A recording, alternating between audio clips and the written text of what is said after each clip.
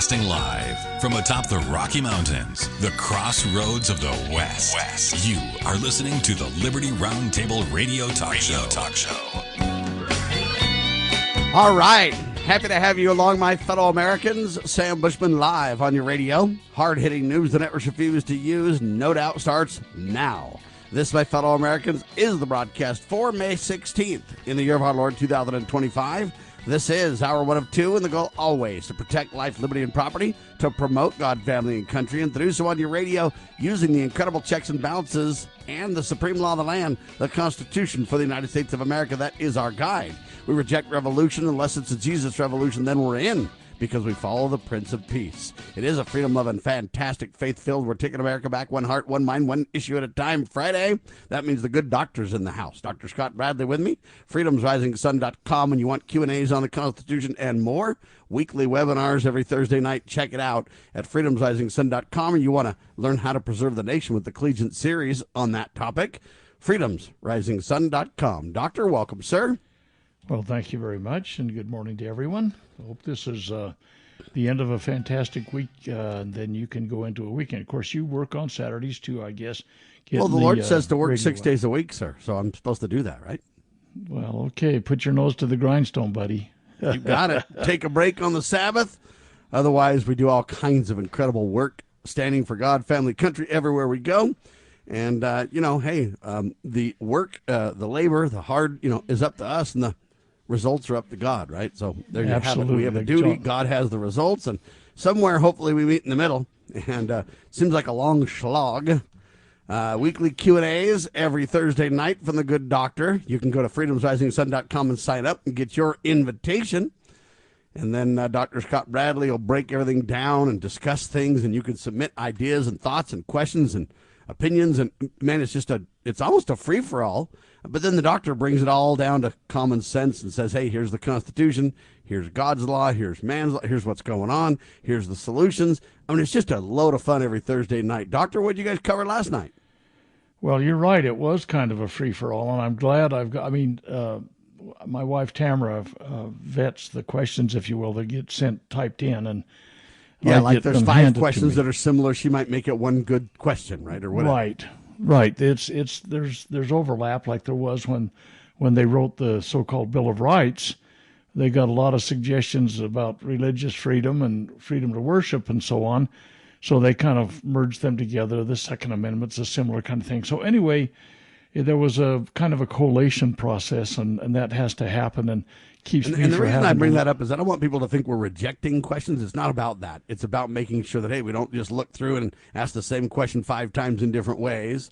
Or if there's questions that are related, that we create that relationship intentionally. So it's really about making sure that we can deliver a great, common sense, clear answer to questions and get people's arms around what the real issues are.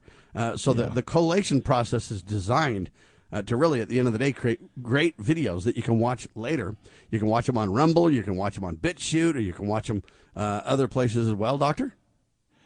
Well, we post them on BitChute and Rumble, and our channel on BitChute is Freedom's Call. So if you get to bitchute.com and type in search on Freedom's Call, you'll get, I don't know, there's probably 600 or 700 videos there now. And then we post them on Rumble also, and the channel on that one is Freedom's Call 1787. So you can get in and take a look at those and share the links. I mean, put them in emails or something if you feel like somebody might get some value out of it. Sometimes, like I say, Tamara will come in and set questions next to me on my desk, and sometimes she just stands there, and I can see her out of the corner of my eye, and it's kind of like, you hate to say what, but she stands there with some sign that somebody wants to have a follow-on question with the answer that's going on now. So I have to kind of be a little alert. I just don't like to get, I've watched so many people do webinar type things where they, if you're not careful, you just go off the rails and just talk, and pretty soon you're far afield from the question. Right, and no, I never do that, of course. But of course, the fact is that some people, they're kind of saying, "Hey, pertinent to what you're saying now, I got to get this in," kind of thing. So So I just don't. I've watched too many webinars where people will do their own, looking at the questions coming in, and they're scrolling on their screen or something. I don't know exactly what they do with theirs, but it just takes way too much concentration and time away from the actual event. We like to maximize the value, so that's kind of how we do it. But there's an awful lot of questions, no question about that. All right, well, let's dig in then a little bit. What was the hottest topics? Well, I don't know if there's anything that's the hottest. You just kind of take them as they come, I mean, the first one was... The hottest topic, just so you know, is whatever is on the mind of the questioner. That's you got that right. In fact, it's really funny how some people, I get comments sometimes and they say, what are you even talking about this for? Well, somebody wondered about it, Well, why aren't you talking about the Second Amendment? Or... I mean, see, they think whatever their deal is the top, hottest topic forever, whatever, right? Exactly. And so, you just have to kind of take it with a grain of salt and move on with life. But the first one up was talking about Trump's plans to revamp the nation's air traffic control system. And I had a little bit of peripheral experience in my life on this in a previous life, on a military side. And the complexities of that issue, the vastness, the intensity of the importance of 100% functioning time. We talked about that for about 15 minutes, and I'm here to tell you it's a big, big problem. By the way, my first comment was, first of all, I need you to understand that this is an unconstitutional institution, and I suggested what it should have been and could have been and ought to have been now, as something that would have worked better and been kept more safe and updated. And then we said, okay, but the realities of it right now is that this exists and we're way upside down in the system. House Transportation Committee has I guess they're projecting that it's going to cost $12.5 billion to fix, and probably a better estimate's another 15 or 20 billion on top of that. So you put those together along with your ongoing maintenance. Trump wants to do it over 4 years. They've been talking about a 15 to 30 year update, and it's just a rolling ball of a hairball. I mean, it's just a mess, and the complexities of it and the expense of it and the interlocking safety solutions that need to be put together. It is really a bigger deal, and Trump wants to do it in 4 years, and they're going to have expedited, accelerated, and they want the money up front. And so it's a real big issue, and the previous administrations for probably 30 years had just been kicking the can down the road like they do on all of the things that happens in Congress. And if we're going to have this system, it really does need a soup to nuts, top to bottom revamp. And it's a total mess. And the fact that we haven't had more fatal injuries and accidents and disasters is absolutely a miracle to me. But when I was in the service, we did things with, we didn't call them air traffic controllers, they were weapons controllers, and so there were some nuanced instances and things about it. But it is a pretty but at the end of the day, what's the best way to do it? Trump wants to reform it right now. Let's give clear direction.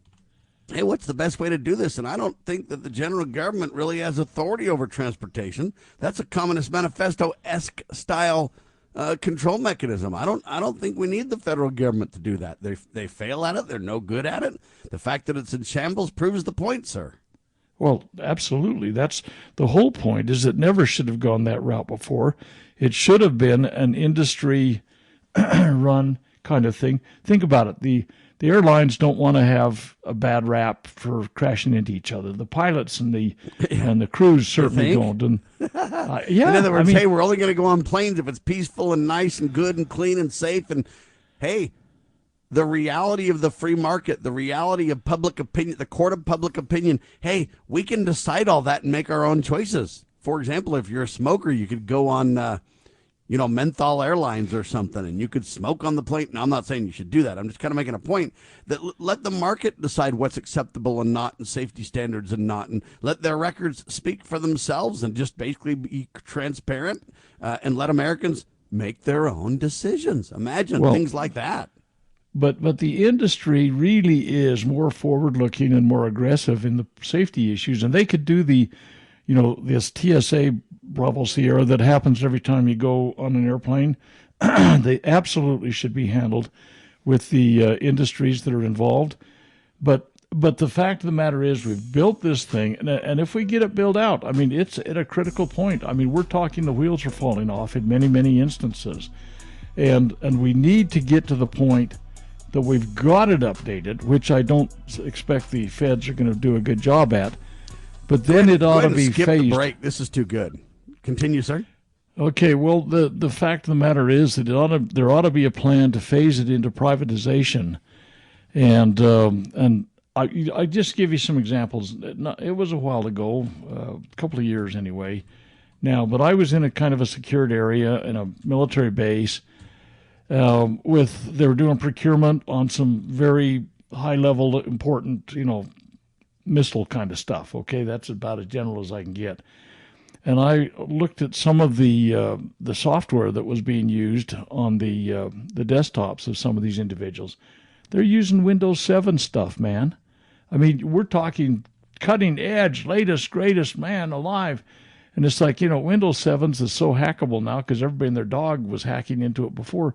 But they don't upgrade. They don't do a good job. And that's just a really simple, stupid example that maybe some people could identify with. Because you got it on your own computer, whatever, Windows version you've got there, but it sure isn't Windows 7. And the problem is that's kind of how everything happens. And the procurement, I mean, as a defense contractor a number of years ago, I went through the procurement processes for this, and honestly, the hoops that you go through and the fairness issues and so on and so forth that they've built into it, going through the Federal Register every day, that was a life experience for me, looking for technology solutions that they were looking for. And honestly, a lot of times they're so far behind the curve from where the leading edge is in where technology is going that you end up implementing a travesty of something. I talked a little bit about some of our experiences with equipment that was not current when we were doing processes, and we used antiquated equipment for this and that and the other. This goes on as a reality of life, and our air traffic. That's because government doesn't produce or do anything. They're not innovative. They're just on the back end of whatever,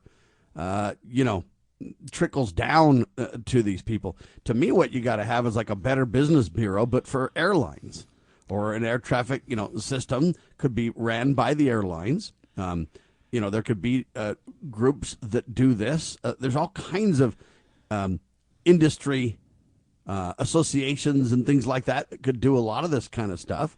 And I don't have any problem at some point making a few, common sense ground rules so that, hey, there's a level playing field for the different airlines and they're all treated fairly and, that kind of stuff. But what the government does is pick winners and losers. They put this system together without any real authority, as far as I can see, constitutionally.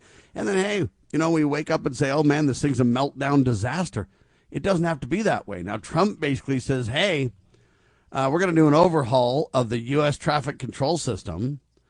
It's going to revolutionize the industry. Now, I hope he's right. But again, see, Trump will always look to government solutions for this. He should be looking elsewhere. He should be looking at patterns.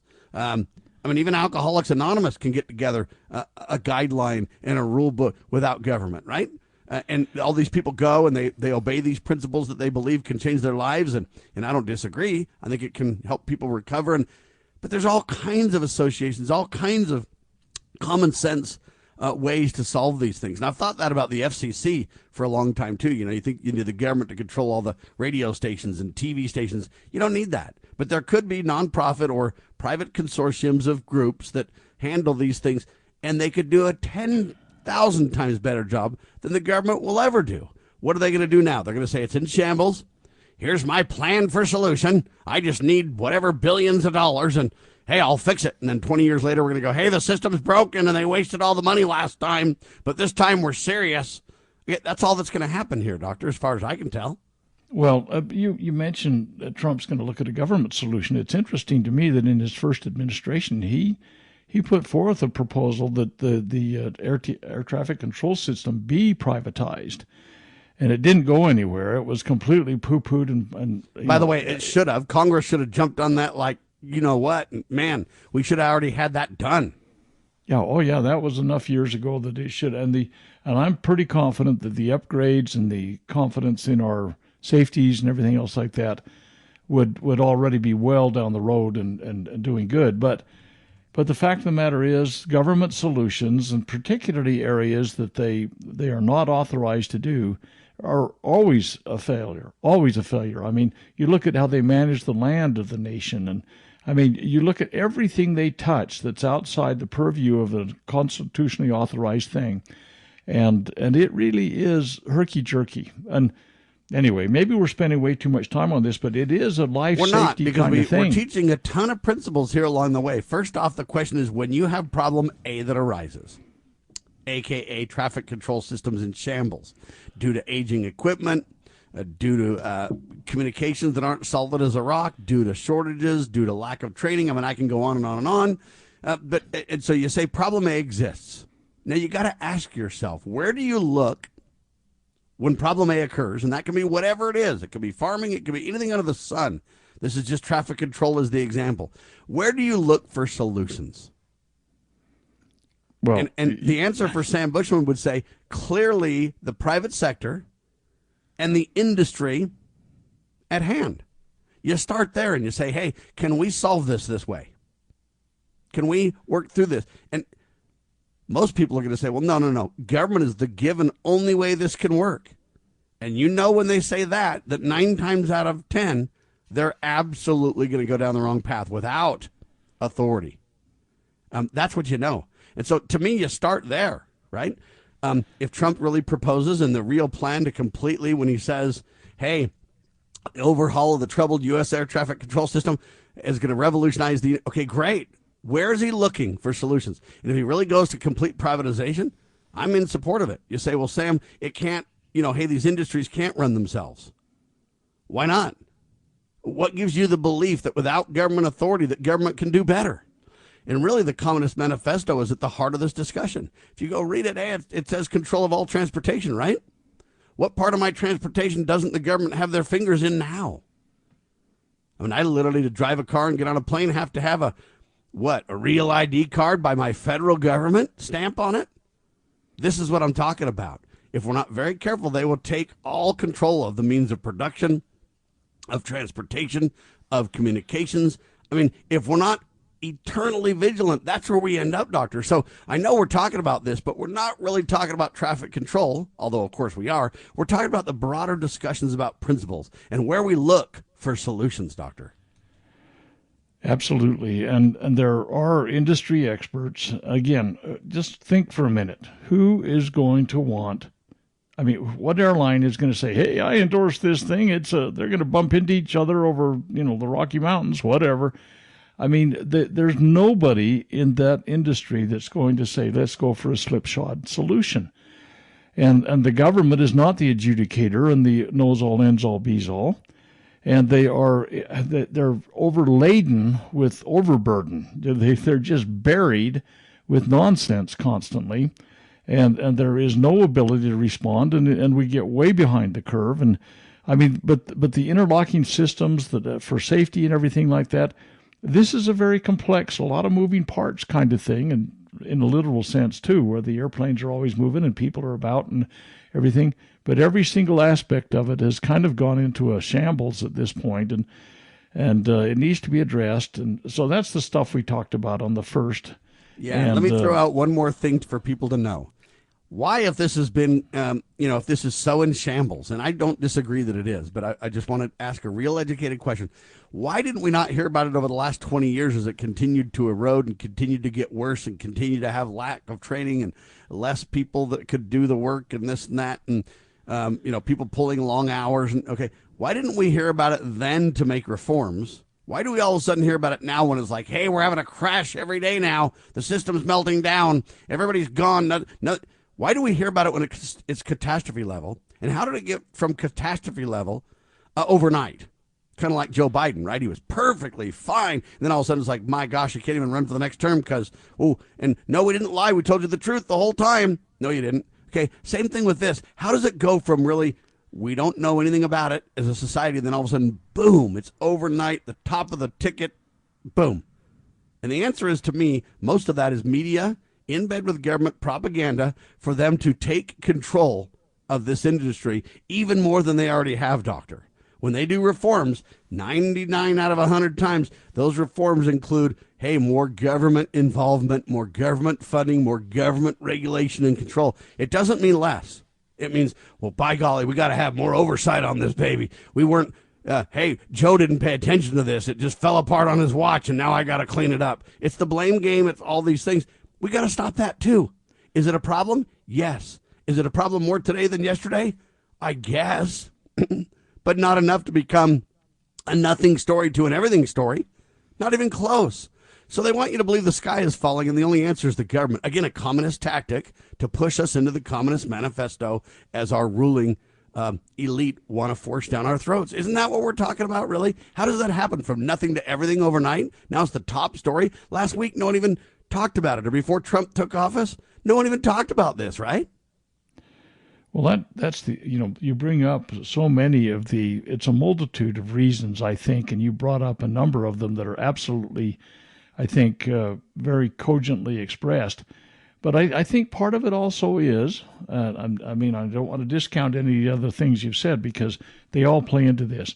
But I think a lot of it is our complacent attitudes as people. We have this trusting sheeple kind of attitude that, the government's in charge of this. They're going to take care of this. We're, cradle to grave, wrapped in our security blanket. And nobody ever thinks about this. And we just go about, this bumping into each other in the busy security areas of the airport. I mean, I absolutely despise flying, absolutely despise it. In fact, in the past, 5 or 8 years, I've only been on a couple of flights. I mean, I just get this overwhelming urge to click my heels together, give some Nazi salute at the blue shirts that are there, and they don't like that kind of stuff. But at any rate, our blood should be boiling about most of the stuff that's going on, but most people never even think about it. They go on about with their kind of glazed eye look at everything and kind of pulling their luggage around or whatever they're doing, and they're going to take care of us in the air. And it really has not been taken care of. And by the way, Pete Buttigieg had this on his plate. He was the transportation guy. And I really do think he was asleep at the switch, and I don't think he was qualified to look at it.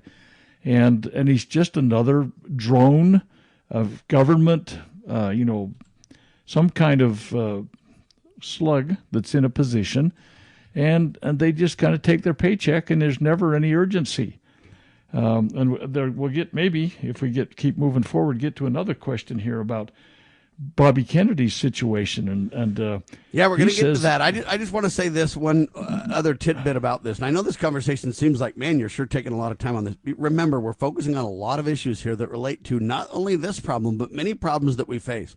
You got to reject the Communist Manifesto. You got to go back and embrace the supreme law of the land, the Constitution, the Bill of Rights, the Declaration of Independence, the 10 Commandments. My heavens, we need the 10 Commandments. But all I can tell you is this. We now have a society where so many of us have lived our whole lives under the thumb of big government. And sadly, we almost don't even recognize how it ought to be because we don't know any different. And that's a big generational problem that we've got to address as well. When we come back, Dr. Scott Bradley has his weekly webinars. We're breaking down some of the top topics. I got a couple to cover in the next hour as well. We got all kind of things happening on your radio, but it all turns out that we're promoting God, family, country, protecting life, liberty, and property without apology. We're just standing up for the things that matter most in the culture war and, most importantly, relating to our God-given liberties. Hang tight. Dr. Bradley with me. FreedomsRisingSun.com continues on your radio.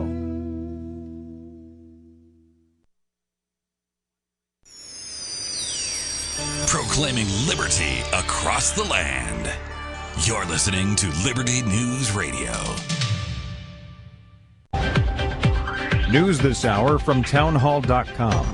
I'm Greg Clugston in Washington. Getting into, out of, and around New York City is a real problem this morning after New Jersey transit workers went on strike in a dispute over wages. This marks the Garden State's first transit strike in more than 40 years. The walkout affects all New Jersey Transit commuter trains. Those trains provide heavily used routes between New York City's Penn Station on one side of the Hudson River. They also provide transportation for communities in northern New Jersey on the other side of the Hudson, as well as Newark Airport. Correspondent Andrew Stewart says the walkout affects some 350,000 commuters.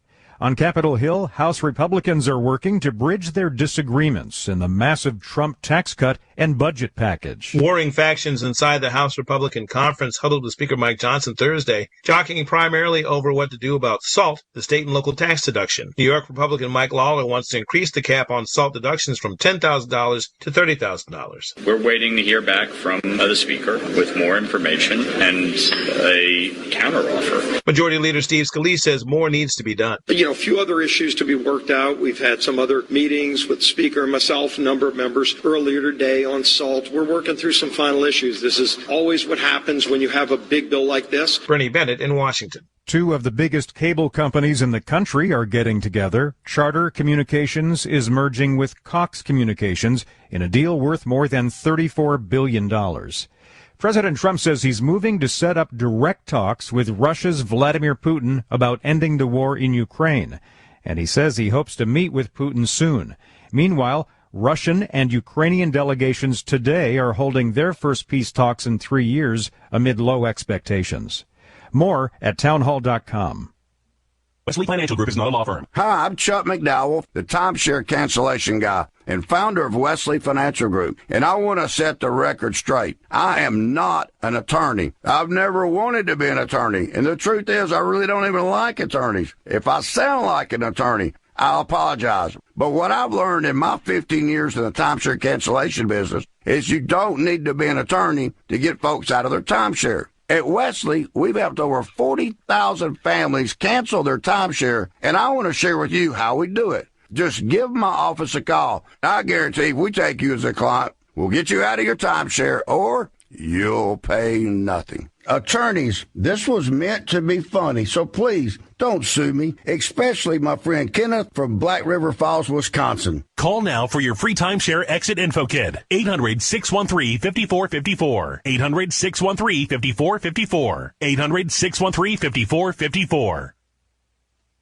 Do you treasure your liberty? Well, at lovingliberty.net, we most certainly do. And we want to help protect your liberty too. Become part of the family. Everyone knows that the core of any society is the family. Therefore, the government should foster and protect the integrity of its family, we the people. Won't you join us as a Loving Liberty sponsor to help us promote the principles in the 5,000-year leap? Let's restore the miracle that changed the world at lovingliberty.net. As you are aware, America is divided over every fault line possible. This is intentionally fostered by those who do not love God, family, or country. We believe a peaceful future as a free people absolutely depends on civility. Clarion Call for Civility is looking for funding and volunteers at every level to make our hopes and efforts a reality. Please donate, sign our pledge, and help us in our sacred cause. Please visit callforcivility.com for more details. Callforcivility.com. I believe there will come a time when we are all judged on whether or not we took a stand in defense of all life from the moment of conception until our last natural breath. As a teenager, I gave my first public speech in my church. My hand shook, my heart pounded. I thought to myself, I can't do this, but somehow I did, and because I wanted to talk about things that were important, I persisted. I chided my church as a senior in high school for not seeming to care about the not yet born, for looking the other way, and for not taking a stand on life. I will be in earnest. I will not equivocate, and I will not excuse. I will not retreat an inch, and I will be heard. One thing I promise you, I will always take a stand for life.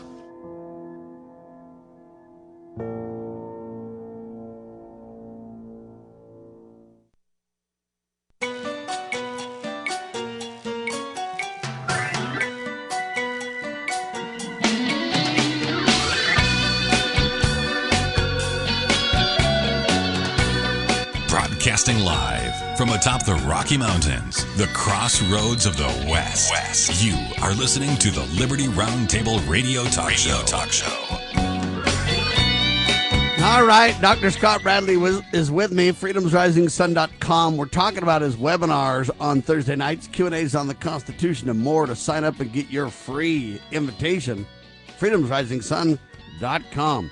And so we're talking about this air traffic control system, and we really applied it to a lot of principles. And I kind of mentioned right before the break that, you know what, the current generation, sadly, we've just grown up with this kind of tyrannical government at the helm of everything kind of deal. We've never lived life free as our founders were because we've lost so much liberty by the time it's come to our generation. Now, I hope we can turn that around. But, Doctor, that's really a point that can't be overlooked as well, because most people don't even realize their situation because they've never known anything different, right? Oh, absolutely right. I mean, we're a Mother May I society right now, and I think I've told the story in your program before about a situation I had. A guy that was born in 1911 that I was speaking to a group in Wyoming. He was an old cowboy, and this was 2009, and so he was 98 years old, and he said, he stood up at the end of my presentation, he turned to the audience, and he says, you know what, if you don't listen to this young man here, and I'm saying, thank you very much. Anyway, he says, you folks don't even know what you've lost as liberty, and if you don't listen to what he's saying, your grandchildren will never know what you lose for them as we go forward.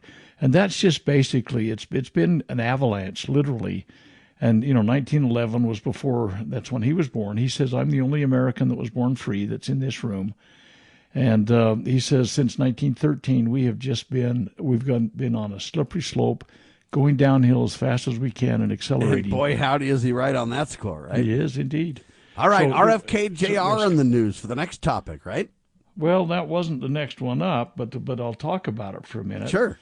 Well, you don't have to put them in order of what you did last night, just in order of relevance in your mind, or the ones that you believe the most knowledge came out of. However you want to prioritize them, sir. Every week to week doesn't even have to be the same. Whatever highlights is what we want to kind of cover, right? Well, this was the last one in the order that we did them, but the question basically said, it seems to me that RFK Jr. is getting blasted from both sides of the political spectrum. Oh, he totally is. The more right you are, the more flack you get, sir.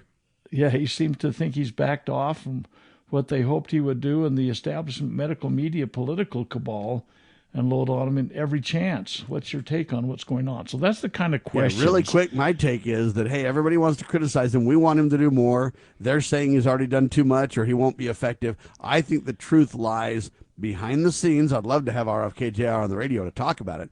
But I think he's doing a great job. I think a lot of progress has been made. I think we need more for sure. But I just applaud his efforts so far. Is he perfect? No. Is he just literally trying to do the job while being surrounded by rattlesnakes? And absolutely. So, we got to be fair a little bit and say, hey, everybody's against him almost. And he's doing a tremendous job in spite of it all. Well, there are a lot that say he should be doing more. There's no question about that. But there are others that say he shouldn't be doing anything at all. I'm the one that says he should be doing more.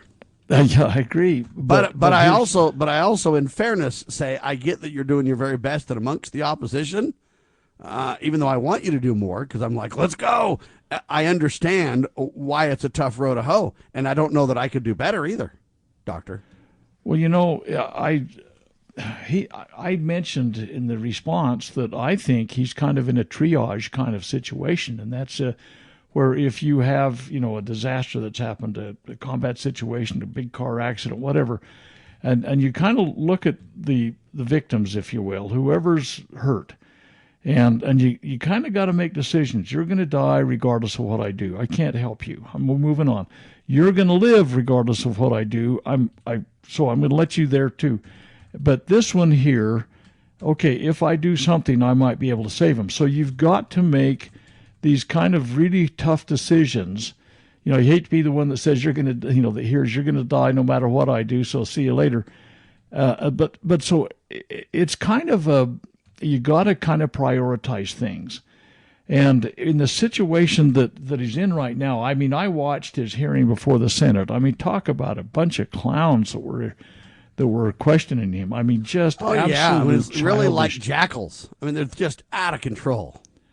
Absolutely. And so anyway, they have an opportunity to talk to the Secretary of Health and Human Services, and he's presenting a budget, and that budget may or may not be flawed according to what your perspective is, but for them to grill him on some of the idiocy that was totally inane, had nothing to do with anything on the budget. They were just It has everything to do with grandstand. evil, satanic lawyers trying to trip him up, get him in a bind, use the media to just absolutely snow him under and make him completely feckless. That's their goal. And right? and they want to, damage his reputation.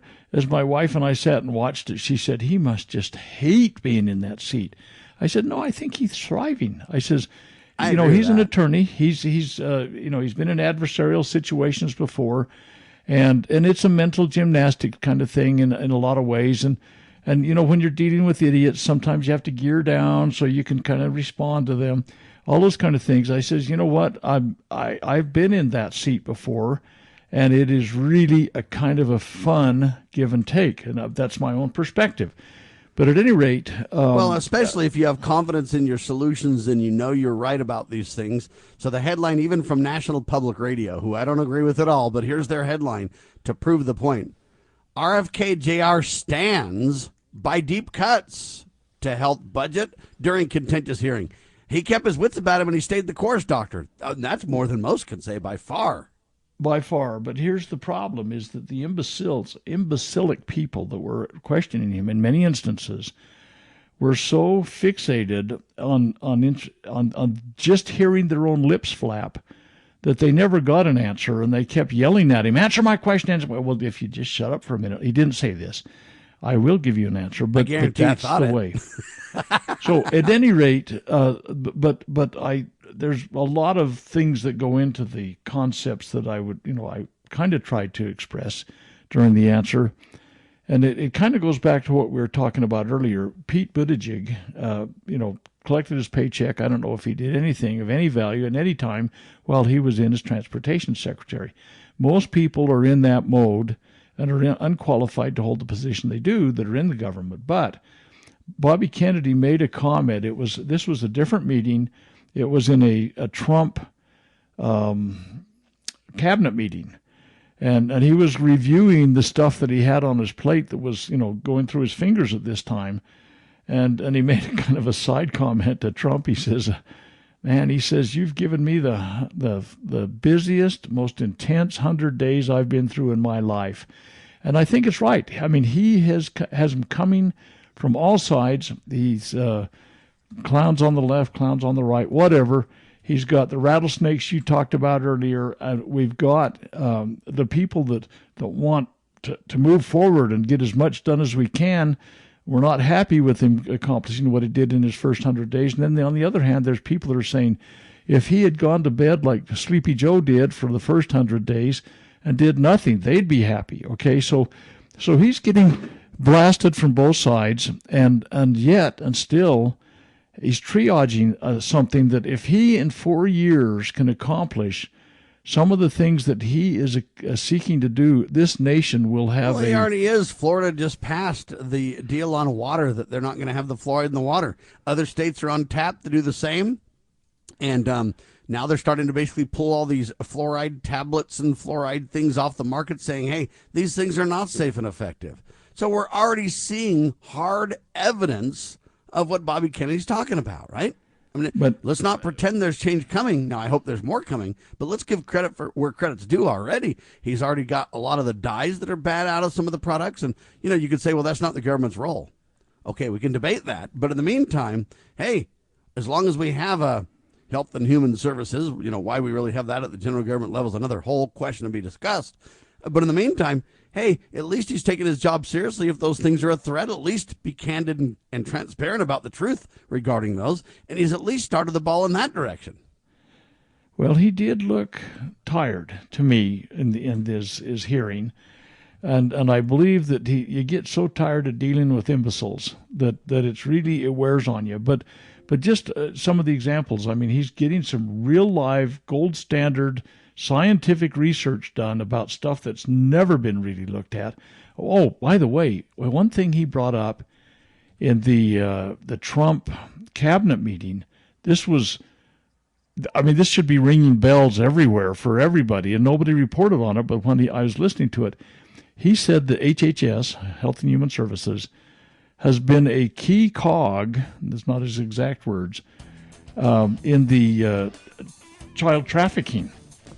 And that he said that on the previous administration's watch, 300,000 children that were sneaked into this country as illegals. Hold on, go ahead and skip the break. Continue, sir. Over 300,000 children that have disappeared in the system. They have no idea where they are, and he believes that they are at risk, at the very least, of human trafficking things, sexual kinds of things. That's a justified concern that we've documented on this program, along with many, many others for decades, sir. Absolutely. We have probably the most horrific child trafficking system in the world, in our nation. But for Bobby Kennedy to state this in a presidential cabinet meeting, my goodness. I mean, talk about the highest level of review of this, and they're trying to find these kids now.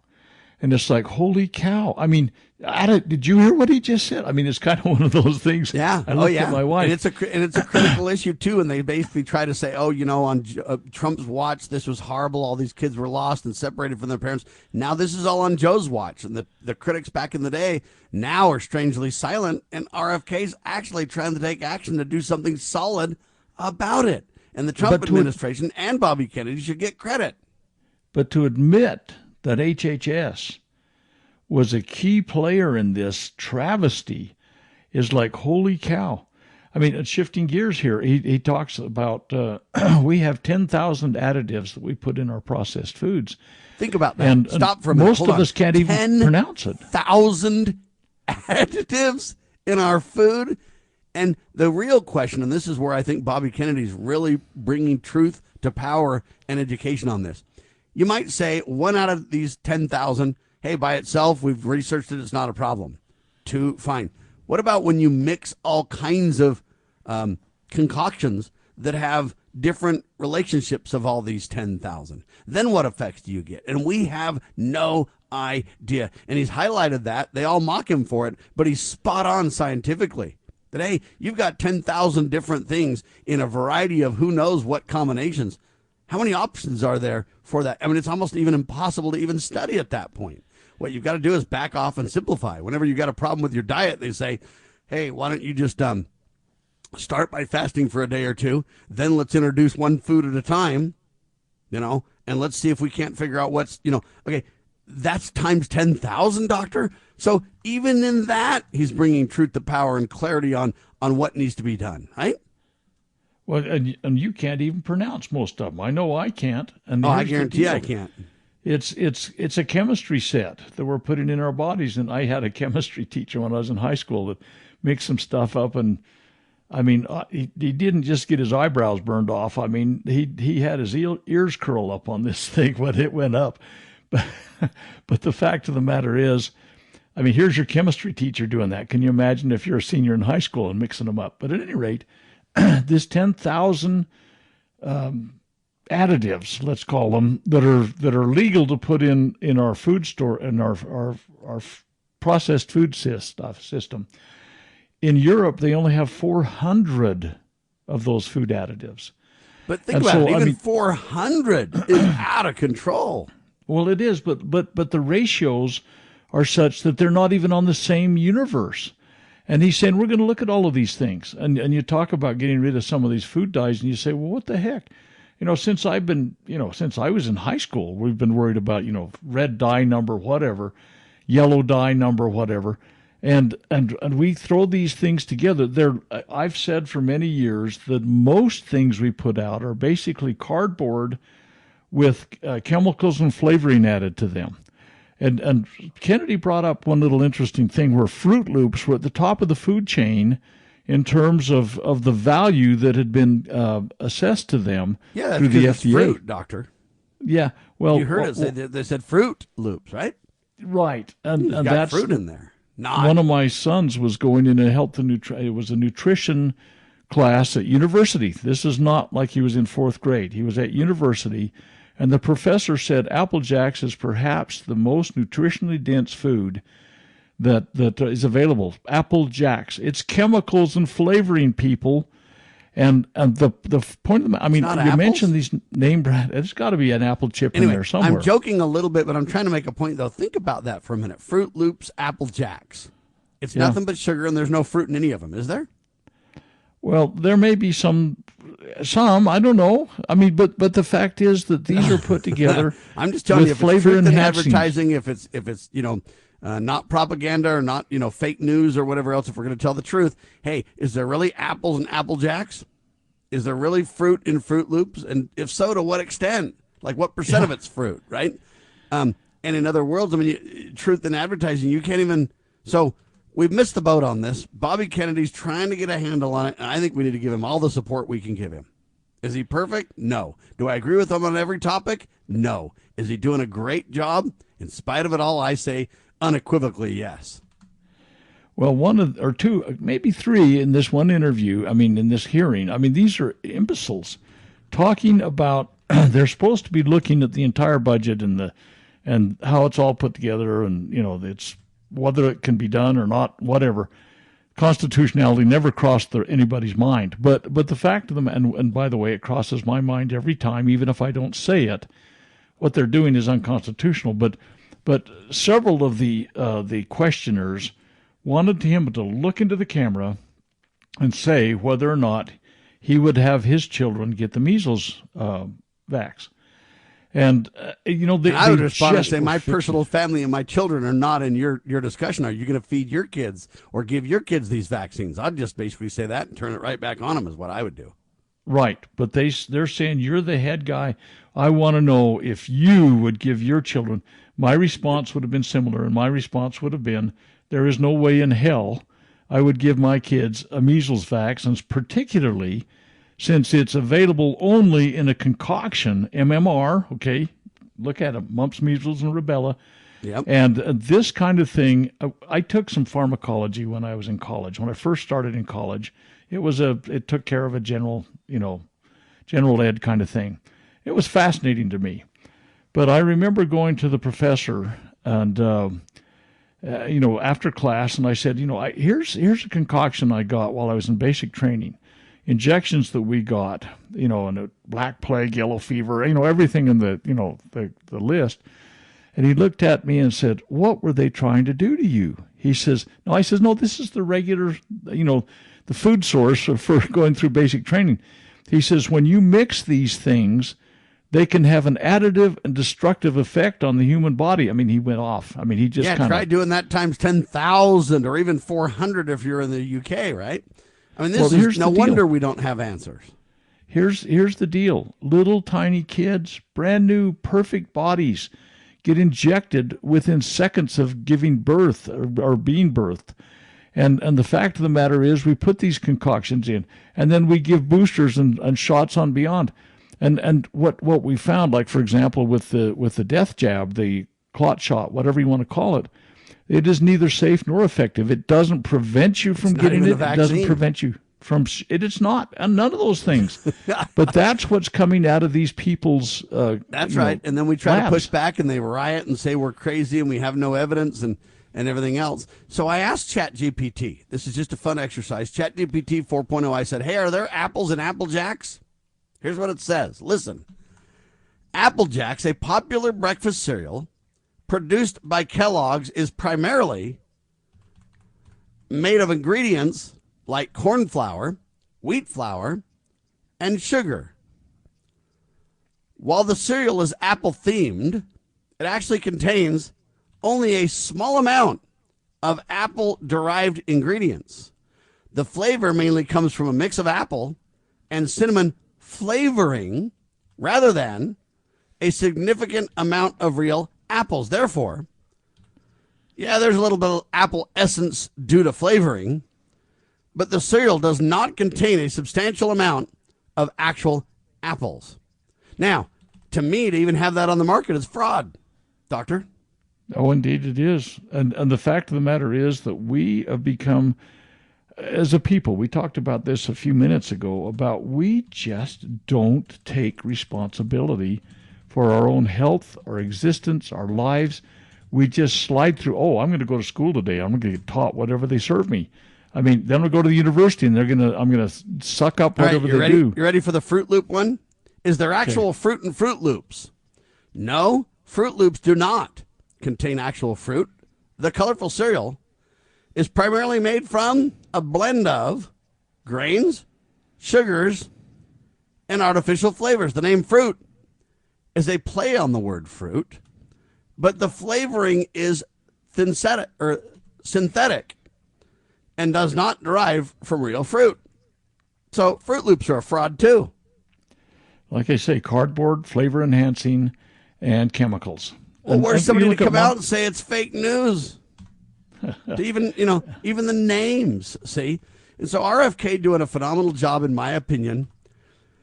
He stands by the deep cuts on the budget. He doesn't cave, doesn't waffle. Now, the other thing is this, RFK Jr. dodges vaccine questions, says, hey, not to take medical advice from him. And I think he's smart on that. He's an attorney, and he's not saying don't take medical advice from me because I don't know, which is what they want you to believe.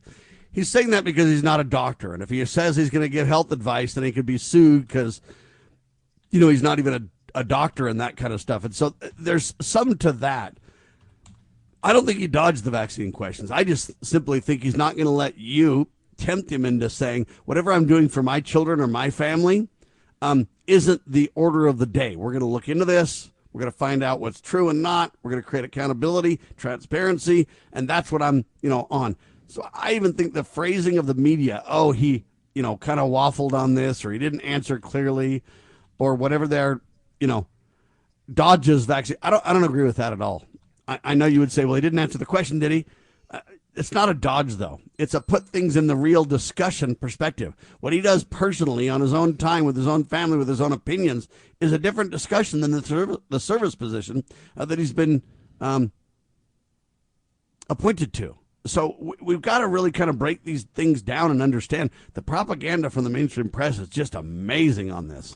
Well, it's the phraseology. The question comes back to that kind of old concept, are you still beating your wife? Well, if you say no, it infers that you were at one time. If you say yes, it means you are now. I mean, so then I want a yes or no, yes or no, yes or no. I can't tell you how many times I heard that. Just answer the question, doctor. Quit talk. Just answer the. See, they do that kind of stuff. Oh, from the imbeciles oftentimes that we're asking the answers them. are so, or the questions are so nuanced. It isn't a yes or no answer. You've got to provide context and clarity. And that's the problem, is that we're trying to lay traps, catch, make a man an offender for a word, like Isaiah talked about. Good is called evil, evil is called good, light for darkness. All of these Isaiah things, that's the world we're in right now. And so, everybody can take their own little spin, and they can make it sound like, because they want the little segment of a soundbite that they got. But I think he's in triage. I think I think he's probably the busiest individual. I mean, you say, Secretary of State or the Department of Defense or Homeland Security. They all should be very busy. But I think he's probably got more on his plate right now than all the others combined. 10,000 toxins and their effects on the human body to work through. We better turn to God and pray to him for guidance and get up and go to work, realizing our place in the universe, rather than pretending we are God, if you will. Let's not trust in the arm of flesh. Let's research and do the very best we can. Let's take a humble approach that's pro-life back, shall we? Hour 1 in the can. Hour 2 coming up. I'm with Dr. Scott Bradley. His website, freedomsrisingsun.com. Get Q&As on the Constitution. Sign up for every Thursday. You can check out the webinars. Also, the Collegiate Series, To Preserve the Nation, available there as well. freedomsrisingsun.com. All right, when we come back, we're going to talk a little bit more about this interesting Supreme Court case battle. We'll do it. God save our republic.